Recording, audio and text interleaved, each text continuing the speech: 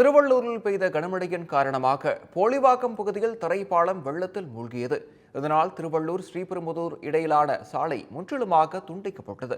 வெள்ளப்பெருக்கு ஏற்பட்ட இடத்தில் போலீசார் பாதுகாப்பு பணியில் ஈடுபட்டுள்ள நிலையில் ஆபத்தான முறையில் சாலையில் கடப்பதை பொதுமக்கள் தவிர்க்க வேண்டும் என கேட்டுக்கொண்டு உள்ளனர். திருவள்ளூர் மாவட்டம் பூண்டி நீர்த்தேக்கத்தில் இருந்து 12,027 கன அடி நீர் வெளியேற்றப்பட்டு வருகிறது. பூண்டி அணைக்கு காலை 6 மணியளவில் நீர்வரத்து 14,800 கன அடியாக இருந்தது. இந்நிலையில் கனமழையால் பூண்டி அணைக்கு நீர்வரத்து 15,500 கன அடியாக உயர்ந்தது.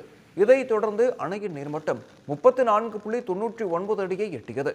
எனவே அணையின் பாதுகாப்பு கருதி தற்போது 12,027 கன அடி நீர் வெளியேற்றப்படும் நிலையில் குசஸ்தலை ஆற்றில் வெள்ளப்பெருக்கு ஏற்பட்டு உள்ளது. மேலும் ஆற்றங்கரையோரம் வசிக்கும் மக்கள் பாதுகாப்பாக இருக்குமாறு மாவட்ட நிர்வாகம் எச்சரிக்கை விடுத்து உள்ளது.